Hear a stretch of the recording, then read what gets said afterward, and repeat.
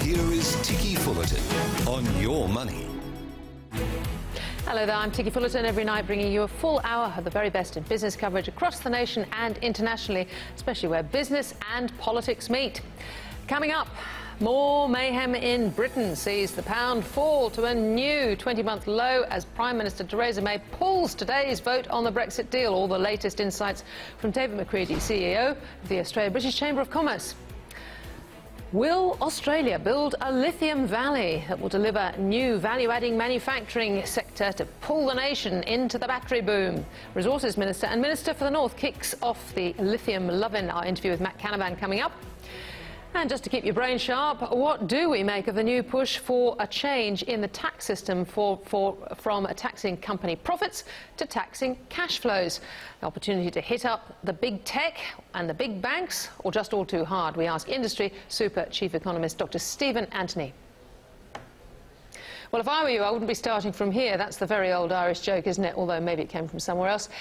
It's the Irish backstop, however, from where nobody really wants to start right now, least of all the British Prime Minister Theresa May, you think, who is clearly lost. The Irish backstop has become the immovable object in the way of the British Prime Minister and her Brexit deal. Under the current backstop, Britain cannot, without the agreement of the EU, leave the customs union, and the threat of a possible new border emerging between Britain and the island of Ireland is also deeply troubling for Irish politics. Well, overnight, on the eve of the vote on the deal by the British Parliament, Mrs May pulled it and instead announced that she would go back and ask Brussels for something more acceptable around the backstop. Theresa May, this is the woman who argued that there simply was no other deal. Tina, there is no alternative. Apparently now, if you don't like this deal, Theresa May does have other options after all. If the vote had gone ahead, she would have lost it, perhaps by over 100, which would have likely driven her resignation. In Parliament, after she broke the news, you could see the frustration and the derision among members. We've now had 3 days of debate on the withdrawal agreement, setting out the terms of our departure from the EU and the political declaration setting out our future relationship after we have left. I've listened very carefully to what has been said in this chamber and out of it.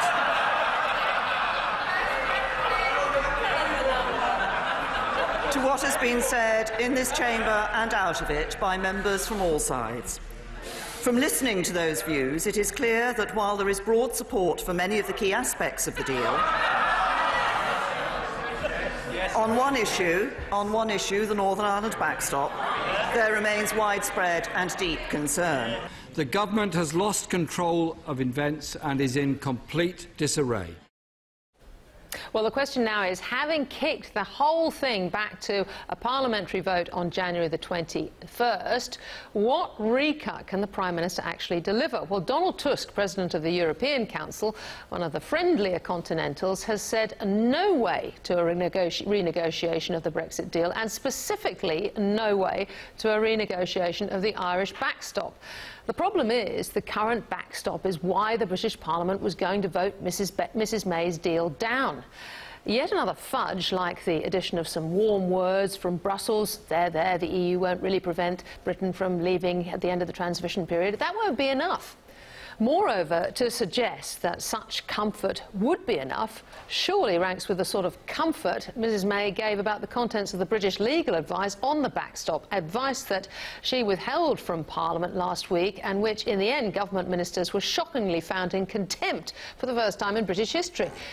Overnight, there was a key development as well on the European side, with the European Court of Justice decision that Britain could actually unilaterally delay the Brexit withdrawal date of March the 29th. Now, such a delay seems likely, but it will be good news for any contender for Mrs May's job, that delay. And there could be several chief Brexiteers, Boris Johnson and ministers Sajid Javid and Amber Rudd amongst them. But in order to mount a challenge, the 1922 committee first has to receive at least 48 letters from backbench MPs, and we don't now know exactly how near to that number it is. Labour leader Jeremy Corbyn has secured a 3-hour emergency Brexit debate for Tuesday England time, but he hasn't had the chutzpah to call a no-confidence motion that could trigger an election, preferring to wait to see what Theresa May comes back with from Brussels. Donald Tusk, meanwhile, is convening a meeting in Brussels for Thursday to consider what Europe might do, and notably, he's also preparing for a no deal as a real option. Meanwhile, Europe, and especially Emmanuel Macron in France, has a few riot problems of his own. It's hard to say how that might colour the mood for compromise. What happens when the unstoppable force of the British Prime Minister meets the immovable object of the British backstop? Well, we just do not know.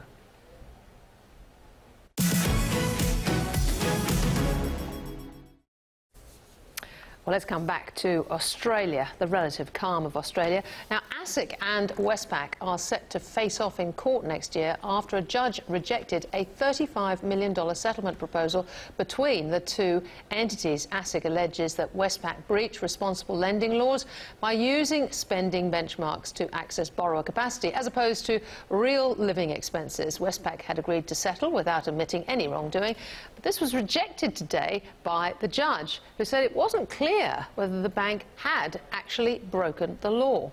Now, the news comes ahead of the bank's AGM tomorrow. And for more on this story, Your Money's chief business reporter Leo Shanahan joins me live at the desk. Leo, this is a rather strange situation they've got themselves into. Yes, well, look, this goes back a couple of weeks when the initial settlement was rejected by the judge, and he said it wasn't clear initially. After this intervention as a amicus curiae of Gleeson, former Solicitor General, came and said, well, you know, it's not clear that Westpac had broken the law. However, if they have broken the law, this fine isn't big enough. Yes. So it's this kind of bet each ways. But ultimately, where we're at is that it looks like there'll be a trial next year. My understanding is that ASIC aren't going to risk another settlement offer. Because could you imagine in this environment going to court with an EU and having that rejected? But Westpac's track record at the moment on court cases is pretty good, isn't it? It's pretty good, and especially if this point of the law is unclear. And ASIC actually asked the judge, look, could we get clarification before you order a trial? And he said, no, look, it's a justified point, but you guys can work that out at the trial. And what did they get for the BBSW thing? Well, it was only a couple of million in the end. Yeah, exactly. Yeah, compared to the settlements the other banks had considerably more. So look, Westpac might fancy their chances in this, a 10-day trial. All right, all right. Well, we've got the AGM tomorrow, as I mentioned. Now, the ACCC, how is that report? The ACCC in the news again today. Now, they've released this report on mortgage pricing. Now, this had its roots in actually the bank levy. Initially, Scott Morrison asked that the way ACCC, before the Royal Commission was created. And it was one of these inquiries by the ACCC to kind of defend against the Royal Commission. So its ultimate outcome is pretty impotent today, I think. I mean, look, any surprises? It didn't tell us anything we didn't know. That basically following the interest-only cap that APRA introduced, which they found led to what do they call accommodative pricing by the banks, not cartel conduct. No. However... But nevertheless, they were able to profit from it. Exactly. Up to $1.1 billion. That's quite a lot of money. So, whilst they didn't find any evidence that the banking levy led to increase in mortgage rates, the interest rate cap did. All right. Look, just on the Royal Commission, some news around Freedom. Yeah, Freedom. Look, I remember at the time we said, you know, this could very well be the company that is bankrupted as a result of the Royal Commission. I remember you saying that at the time, and sure enough, it looks like it's well and truly on the cards. They've had to scrap their deal with Bank of Queensland over the sale of St Andrew's life insurance arm. Now, whilst that was it was a $65 million deal, they only needed $10 million in cash, and apparently they don't have that. Plus, APRA would have had to have signed off on the deal because that would give them an insurance licence, an insurance licensee, and APRA in this environment are certainly not going to give Freedom that. So, yeah. All right, OK, so more news from the Royal Commission. Now, the other interesting news actually comes from an ASIC decision. Yes, this evening, Peter Gregg, the former Chief Financial Officer of Leighton's, has been That takes us found back guilty. a little while, before the Spanish, you know, when it was sort of Hochtief and Layton's. Yeah, and look, he's been found guilty. This relates to an allegedly corrupt payment worth about $15 million, but ultimately he's been found guilty of falsifying books and records. And faces up to 2 years in jail or several $100,000 fine. Yeah, I think ASIC have come out and sort of tweeting that this is the sort of thing that they are the watchdog for, and they're very pleased about that. And This is the sort of behaviour that they can't. Yes, ASIC's Peter stomach. Gregg out this evening saying that ASIC is very focused on enforcement action. If you are in the business and you get involved in corporate criminal activity, then you need to know ASIC has the very clear. And will hold you to account. And so, yes, it's a criminal offence that Mr. Gregg has been found guilty of. And then, of course, he then went on to run primary health insurance. Primary health, which he stepped down from. That. Yeah. And yeah, so. Oh well, okay. Well, the regulators are biting, aren't they? All over the place. And as you say, we've got these. We've got the AGM tomorrow of Westpac, and then 2 more big bank AGMs next Wednesday. We think there might be some action around the REM reports. Yeah, and possibly first strikes against those banks. But yeah, as you said, it's a really interesting time as far as the regulators are concerned, because they are all champing at the bit to fly the flag. So you've got ASIC, APRA and ACCC this week, all with wins. Yeah, Leo Shanahan, thank you very much. Okay, now, just moving right along. And we're heading off to Matt Canavan. Australia could be on the verge of a lithium boom. According to a new Austrade report released today, we could stand to add up to $200 billion to the economy if we advance our lithium manufacturing sector. Despite producing around half the world's lithium, the report has found that we're not taking full advantage of using the materials here in Australia. There's great potential for us to become a central exporter of lithium batteries, for example, with critical components of battery production able to be manufactured right here at home. So what is the government going to do to try and make this happen? Well, I spoke with the Minister for Resources and Northern Australia, Matt Canavan, a little earlier.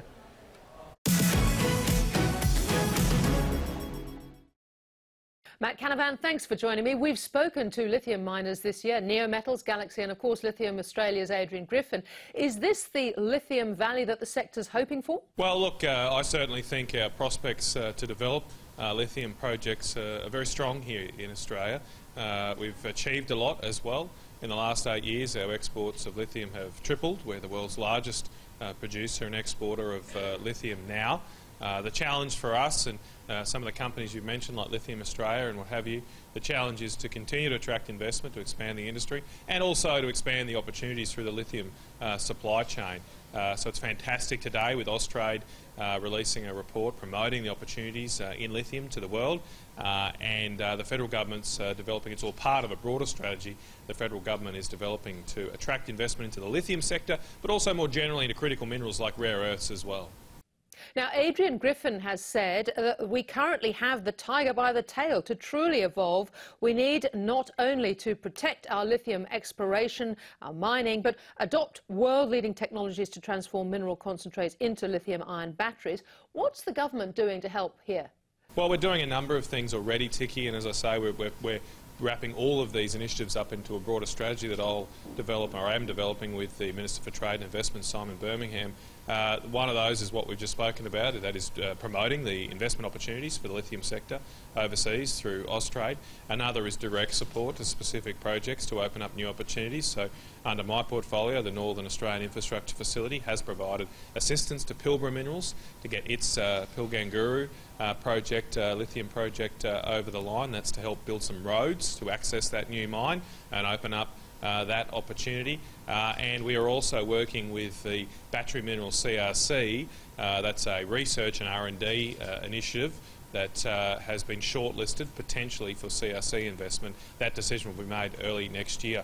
I'm also negotiating a memorandum of understanding with the United States over how we may be able to provide more security of supply to critical minerals for their economy. That includes lithium, but not just lithium. There are 34 critical minerals that the US has identified. And we're in the top 5 for reserves, world reserves, for 14 of those 35. So we're in a unique position to respond to the world's demand, increasing demand for products like lithium, as well as lots of other new and exotic minerals that go into so many modern products.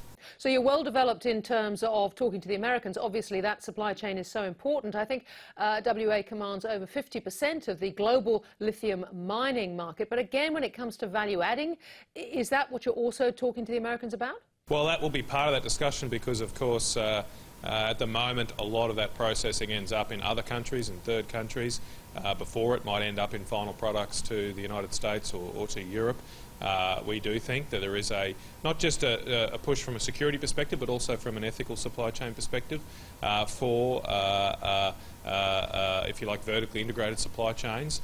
So particularly through the Austrade process we're talking about, the document today that we've released promoting the sector is all about not just looking at the mineral opportunities, but also the value-adding opportunities.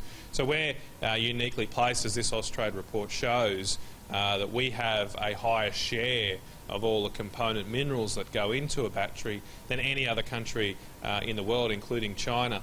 It's not just lithium. There's a lot of focus on lithium because we call them lithium batteries, of course, but in your lithium batteries there's also nickel, cobalt, graphite. We don't do graphite production yet, but we have some reserves. So those are the sort of things we've got to focus on to make sure we can be an integrated supply chain here in Australia. Yeah, OK. To get the value add, though, obviously the inputs need to be under control, cost-wise. Now, gas is a very important input. Do you think Australia is up to that challenge? Well, it depends where you are, Ticky, too, in the country. We're a big continent, obviously, so if you're talking about gas, of course, the situation in Western Australia is very different than it is in Eastern Australia. Gas prices in WA are or have been stable and moderate, not as affordable as in the United States, but they've been at a stable price level for years. Obviously, we have a specific situation to deal with on the East Coast, with the Bass Strait declining and higher cost forms of gas like coal seam gas replacing that. So we've got a challenge there, and the way I keep rabbiting on, the way to do that is to allow more exploration and supply of gas, particularly in New South Wales and Victoria. So, for example, Chris Reid at Neometals, if he puts in a refinery at Kalgoorlie, that sounds quite promising because of the WA setup. Can you see a hub developing more likely in WA than, say, in Townsville in Queensland?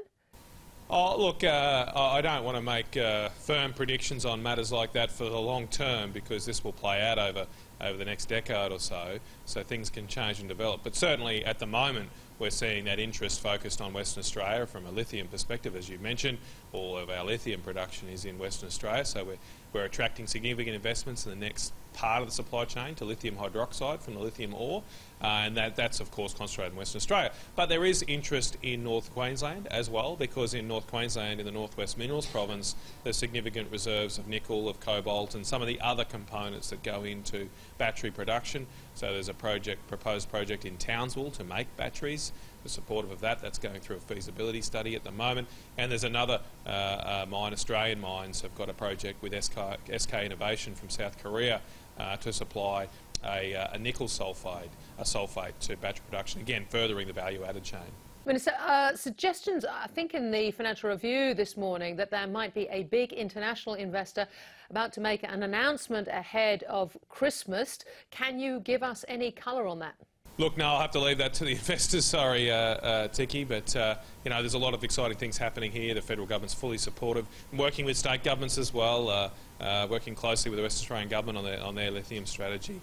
This has got to be a full court press from all levels of Australian government to attract this investment and take this new exciting opportunity for Australia. I must ask you, you talk a lot about the other minerals that go into batteries, including rare earths. So right now we have this massive mine that Lynas has up at Mount Weld in the west.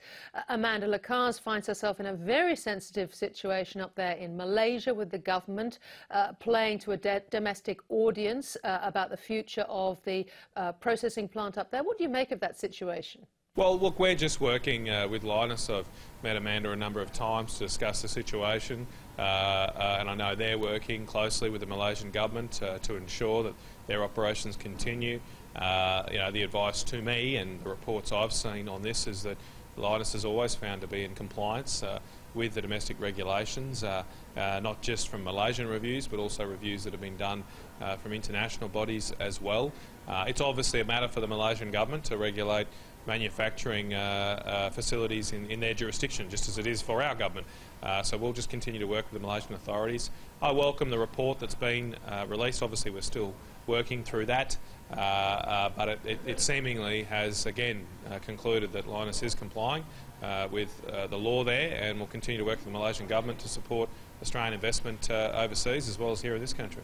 OK, so if, though, things turn for the worse for Lynas, analysts believe that the company could pull through and perhaps build a plant elsewhere. I was wondering whether you think developing a battery market in Australia could maybe give opportunities for companies like Lynas to develop plants back here, and would Australia be prepared to deal with its own radioactive waste? Well, there's a few issues you've worked through there. The number one point I'd make is that this is not a battery-making facility per se. Most of the rare earths go into magnets and what have you, to go into wind turbines and other products. So it's a slightly separate supply chain. We'd love, of course, to see more value added of our rare earths here in Australia. Previously, when I've had discussions with businesses operating in this space, and not Lynas alone, but there are some other companies looking to develop rare earth opportunities in Australia, it is difficult to value add in those products here, given our chemicals regulation, our radioactive regulation. We have very strict regulations on radioactive waste. The government's not contemplating changing those in any way, shape or form, but obviously we'll continue to discuss with companies about investment opportunities and want to see as much investment in Australia as possible. Finally, Minister, did you ever think you'd see the day before Christmas that Adani would decide to go ahead on its own up north? Oh, look, I always felt that the Adani project and more generally the Galilee Basin would be developed because there's so much sense behind it. You've seen in coal markets, Ticky, yourself, how strong the demand is for particularly high-quality Australian coal. There's been a lot of naysayers out there saying the market's in structural decline, including some in the Labor Party, which surprises me that they'd be talking down our nation's biggest export industry. But the market always reveals the truth in the end. A lot of talk out there, but in the market, the price and demand for Australian high-quality coal has almost never been higher, and that, of course, provides a very supportive investment environment for these new opportunities. Not just Adani's mine, but some of the others in the Galilee Basin there as well. Really exciting opportunity for North Queensland and for our whole country. A very upbeat Minister Matt Canavan for the end of the year. Thank you so much, and happy Christmas. Merry Christmas to you, Ticky. After the break, the proposed cash flow tax. We'll be speaking with Dr. Stephen Anthony, one of the proponents of this tax reform, next. You're watching Ticky on Your Money. Now, back to Ticky. Welcome back. Well, a group of economists are suggesting we replace corporate income tax with a new model, the cash flow tax. Under the new proposal, corporate tax base would be changed to a cash flow base. They argue that this would boost investment, tax revenues, national income and reduce tax avoidance and level the playing field between SMEs and multinationals. Well, for more on this proposal and how it might work, Dr. Stephen Anthony, Industry Super Chief Economist, joins me live now from Melbourne. Stephen Anthony, nice to talk to you there.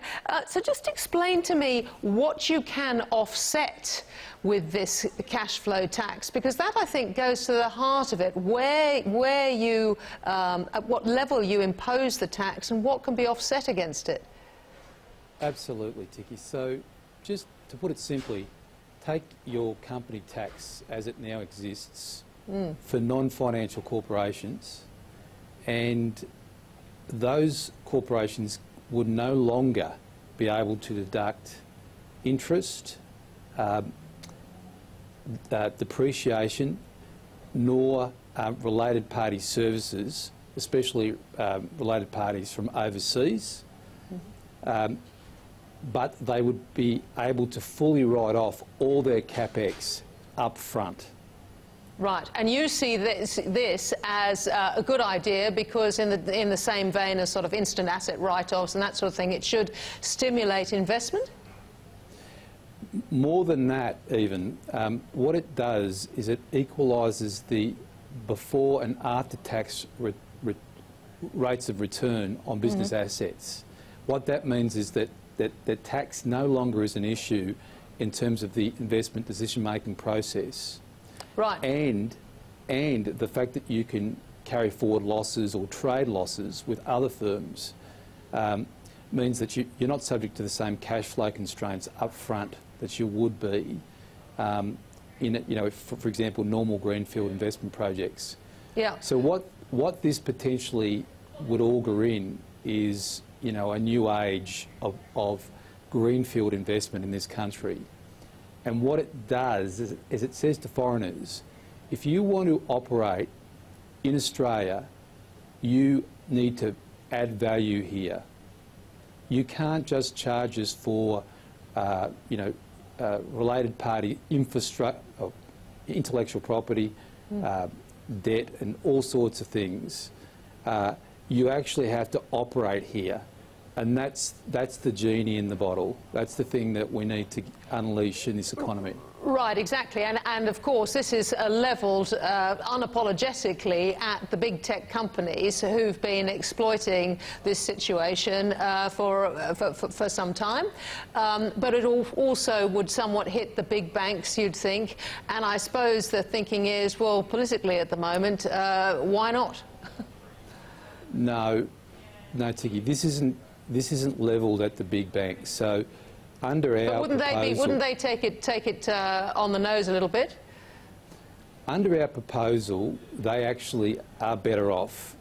Essentially, they're excluded from this reform, except to the actually they benefit to the extent that they can write off capex, but in all other ways, they're in the same position they are now.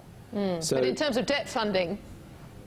Well, that's right. There'll be a greater emphasis in the market on equity, and presumably that even the banks would concede, I think, that a more stable economy that's growing faster is good for business. Okay. Now, overall, the hope would be, if you transitioned the system, that you'd raise a lot more money. I think it's 39 billion. Is that right? Did I get that number right?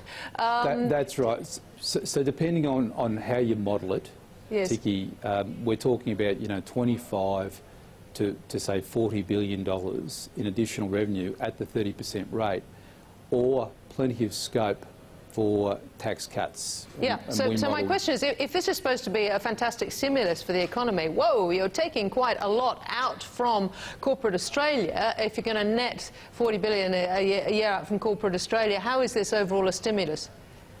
Well, it's somewhat ironic, Ticky, that under our proposal, many, if not most, Australian businesses would essentially no longer pay company tax. Yes. So that's definitely a stimulus, and those firms are operating in competitive industries here in Australia.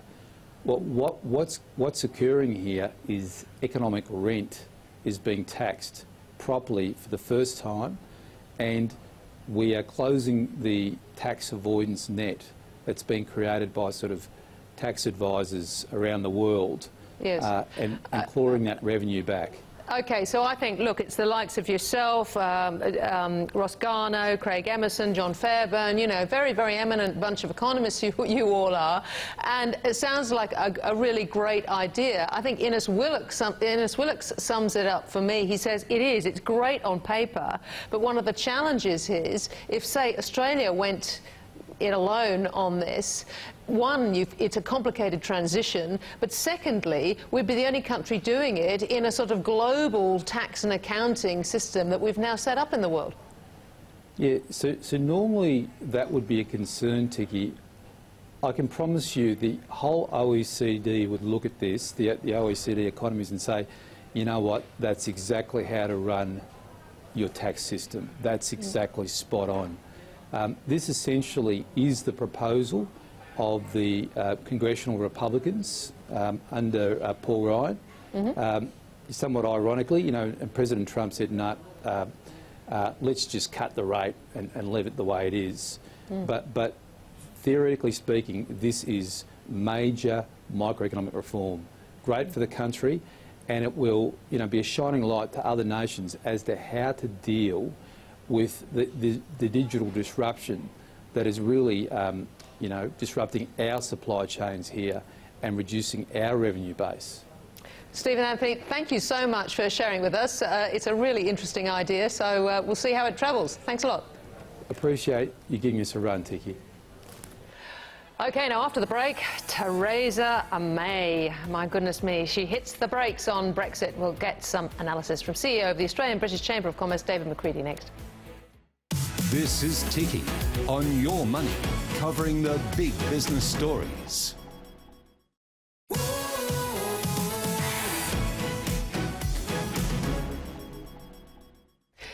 Yes, welcome back. Well, in Britain, the Brexit vote delay has thrown European markets into chaos. Uncertainty over what this means for the UK leaving the EU saw the pound dip to a 20-month low against the greenback. It's just everyone goes over there for holidays. Analysts say the Brexit vote delay is the last thing investors needed, with some accusing Britain's leaders of playing with fire. The UK Parliament will now hold an emergency 3-hour debate on the Prime Minister's decision to defer the planned vote. Well, let's get some analysis. David McCredie, CEO of the Australian British Chamber of Commerce, joins me live at the desk. David, we're still watching this slow train wreck. She won't budge, will she? She's not for turning, the Prime Minister. Well, maybe just adjusting course slightly.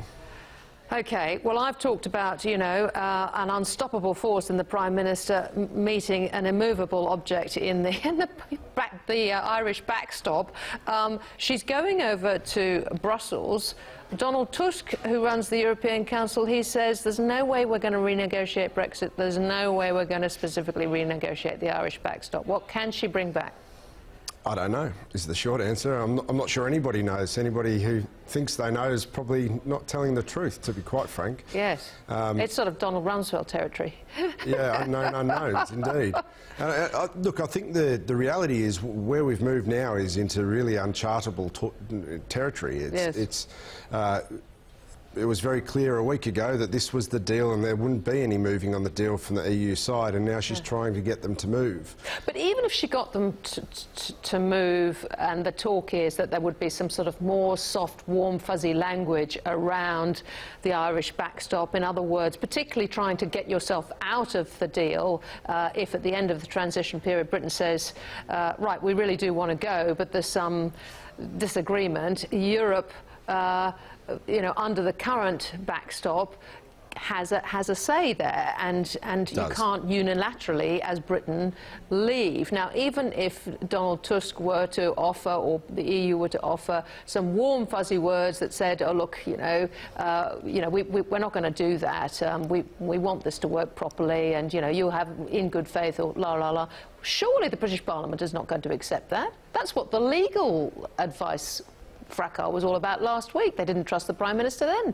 Well, I think the challenge is that because of, as we've spoken about many times over the last little while, this is the withdrawal agreement. The future agreement is yet to be negotiated, and they already have these lovely fuzzy words, because the best endeavours phrasing, very clear on an ambitious and comprehensive trading arrangement into the future, covering goods, services and investments. All of those things are all there in the political statement. Yeah. But there's no legal binding nature to that, and there is a legal binding nature to the Irish backstop. Yeah. So more fuzziness on fuzziness is not going to wash with the British Parliament, you'd think. No, I don't think so. So what's she doing? Well, I think the key thing is if she can come up with something, and I know that this is almost impossible, so I don't know exactly what she's going to come back with. It's hard to say. Yeah. But if she can come back with, her last effort on this won the reprieve of saying, if at July 2020 we're looking at exit in a transition period arrangement, if there's a deal at December 31, 2020, if in July that we haven't quite got that future arrangement bedded yet so that it will be in place, we can extend by 1 or 2 years. It's a defined 1 or 2. It's not... During which time Britain can't trade outside the customs union, can't make its own trading deals or anything else. Well, it continues trading the same way it does now. Exactly, so there is no Brexit. It's Brino, Brexit in name only. Well, not in... but only in the transition period. But the transition period is this perpetual thing then? Well, it goes on for another 2 years. No, so this is where the hard border, the hard exit needs to be avoided, because they don't want to get to the end of that period and have nothing. Right. So that's where the Irish backstop then comes into play, where the UK, where you could potentially end up in a, you know, as Boris would like to call it, a vassal state situation. Yes, or Hotel California. You can check out, but you can't leave. Well, true. And that's what Norway have done for many years and survived okay. But I understand that that's not what Brexiteers are looking for, and I don't think it's in the best interest of the UK to be in that situation. I think they have a very ambitious trade agenda with countries like Australia that they want to pursue, and they'll want to do that. So they'll want to come up with an arrangement. If the best endeavours of the UK and the EU, who are two entities that are currently starting with the same common rule book, if they are unable to find a future trading arrangement in the period, with an extension of up to 2 years beyond the end of 2020, so until December 2022, if they're unable to come up with a free trade arrangement when you're starting with two bodies that have exactly the same rule book to start with, that's where most of the challenges come from. It's, well, your standard on this is different to my standard. How do we make that? How do we find equivalence? How, you know, what levels will we accept or not? Those things are already there. Yes, but the Irish problem's not going to go away. 2 years won't make it go away. No, but if you have a future free trading arrangement in place, then it does go away, because potentially what's in the political statement is basically saying we want to have an open border. We want to have free trading arrangements. So in fact the Irish border issue could go away tomorrow if they sign a free trade agreement which allows them to continue trading in the way they do currently. Yeah, and allow trading outside of Europe as well. Yeah. That's what one has to get them to do, the Europeans. Right, OK. Finally, what are the chances that there will be some sort of topple of Theresa May within her own party, do we think, this week? Look, this week? Well, I don't know, it's only Tuesday. Again, this is so hard to tell. There are so many moving parts. You know, I was speaking via various electronic communications overnight with various backbenchers and others that I know who are close to the system. There's a lot of upheaval, there's a lot of goodwill towards the Prime Minister, on both sides actually, and I think I mentioned that before. People have been quite remarkably complimentary about the way they may not agree with the way she's gone about it. The laughter, the derision in Parliament overnight. Well, yesterday wasn't great. It wasn't a great day for the Prime Minister, it's fair to say. But people have respected the fact that she's been very workmanlike about this process. She's had an end game that she thinks she wanted to achieve. But do you think one alternative could come forward? Absolutely. I think, you know, the challenge we've got, and we've talked about letters to the 1922 committee. You need 48 to trigger a spill. The latest I've heard, it's early 30s still. That doesn't mean that other people may not have written. I think that if you see a devastating political day as you did yesterday, where the Prime Minister really took the back seat, it's going to be very hard for her to survive. But depends what she gets out of Brussels. Unknown unknowns. David McCredie, thank you very much. Pleasure, Ticky. After the break, the biggest tech stories of 2018. We'll get a recap with the Australian's tech reporter, Chris Griffith.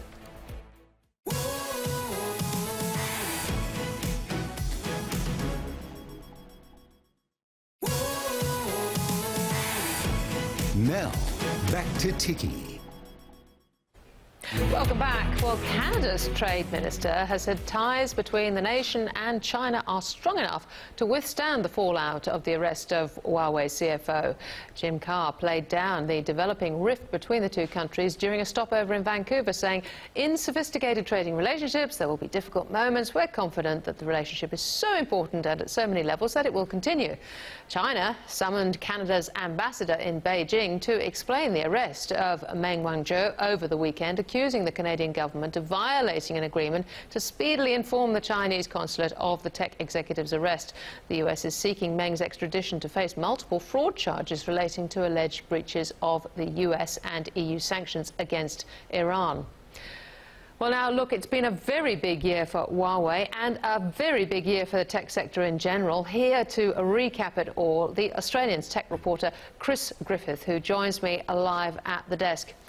Chris Griffith, hello. You have been our eyes and ears through the year. You've been to all sorts of places around the world to various tech conferences. For you, what has been the sort of big issue or two, do you think? OK. I think the big theme for the year, and it's bookended by the Huawei events, is that governments are no longer frightened to take on the tech titans. Now, the big techs. Yes, absolutely. And the other side of this was, of course, Cambridge Analytica early in the year, and Facebook, where something like 87 million users' data was made available to Cambridge Analytica.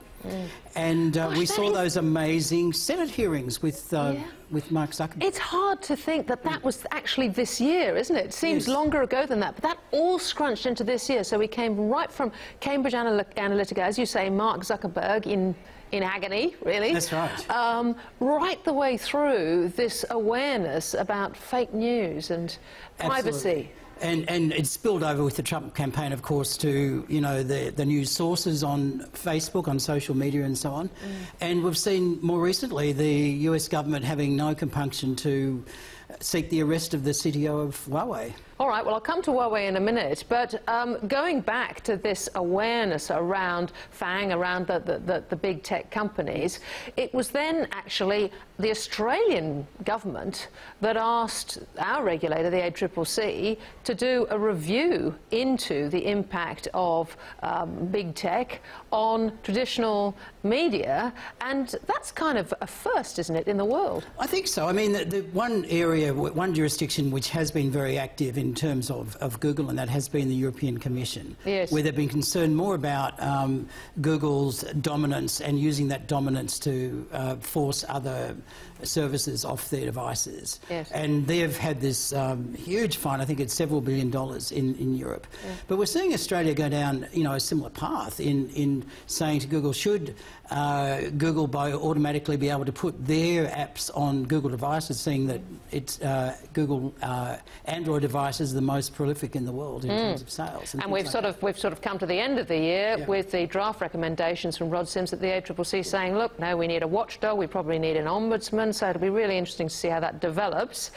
Huawei, now not just the Canadian incident where she's the founder's daughter, isn't she? Yeah, it's bail hearing its third day. It's spilling over. We won't get a result until tomorrow on that, at least. But for Huawei itself, this has been a real tightening of the noose, in a way, around their ability to operate around the world. It hasn't just been, say, Australia who's had concerns with Huawei. We've also seen New Zealand and even the UK.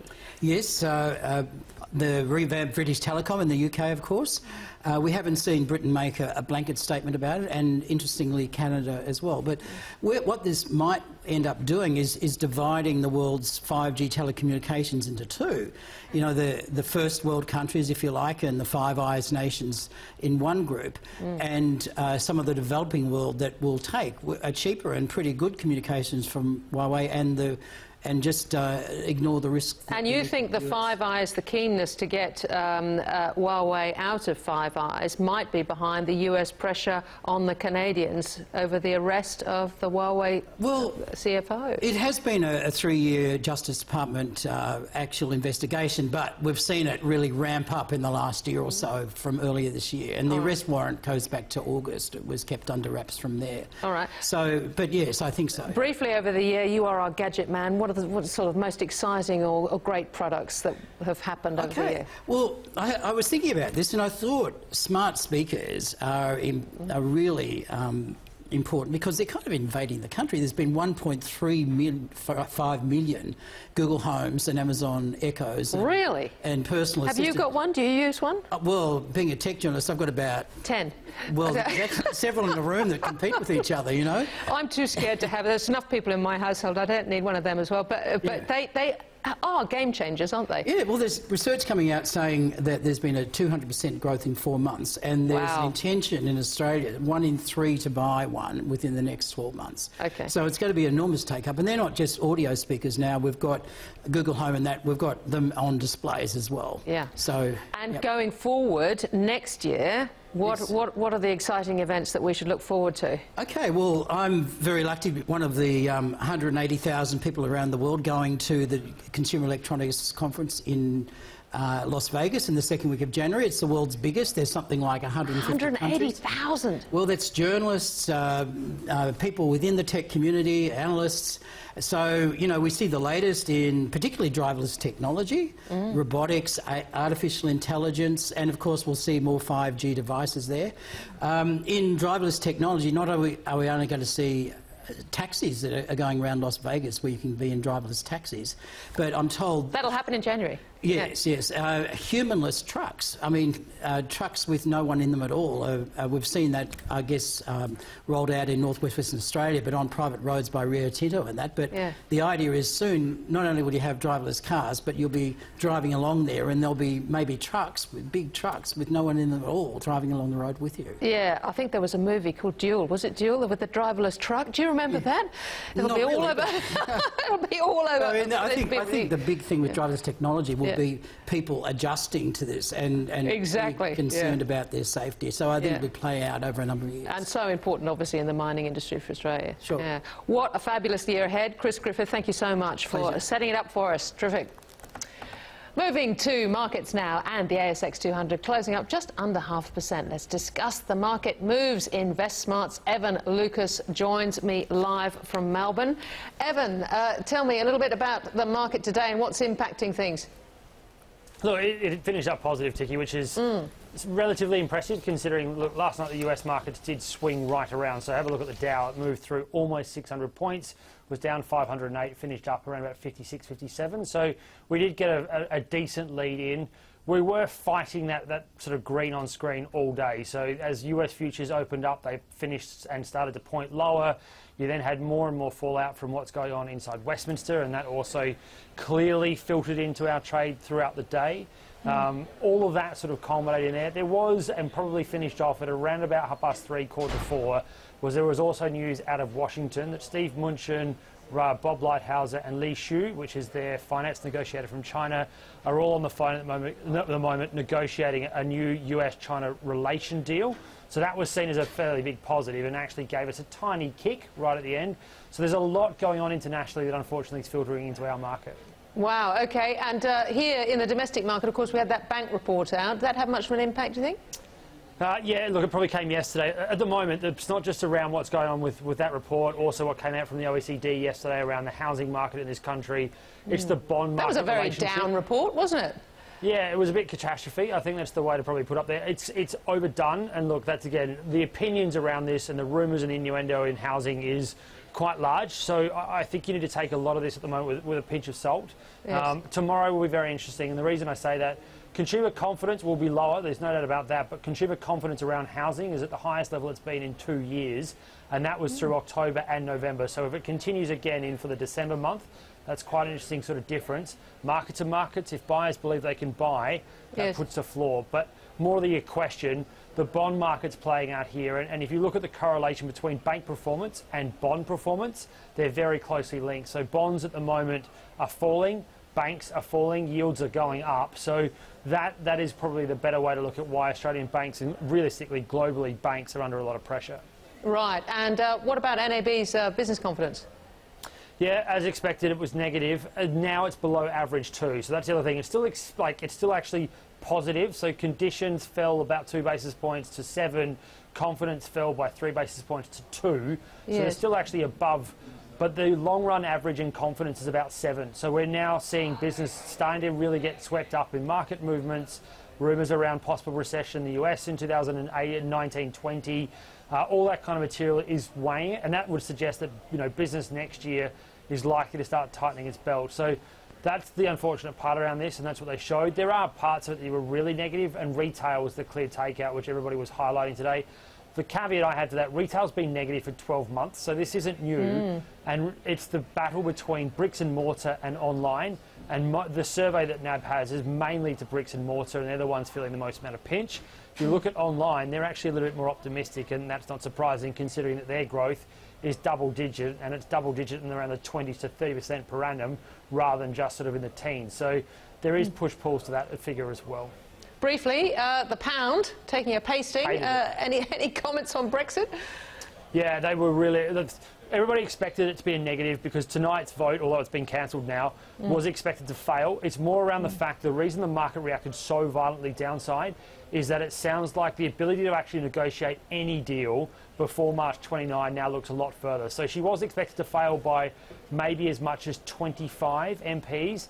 The suggestions coming out of the UK is it's up to 100. How do you get 100 MPs across the line before March 29 is very, very hard, with the fact that already this morning over in Europe, Brussels has come back and said, this is the deal, we will not renegotiate. So there's actually been a slight leg down further since we've actually been online. Mayhem. Lucas, thank you very much for joining us. All the best. Thanks, Ticky. OK, that's all for the show tonight. Tomorrow night, Wireless Steelworks owner Sanjeev Gupta. See you tomorrow at 4:30 p.m. or tonight on Catch Up at 10 p.m. Thanks for your company.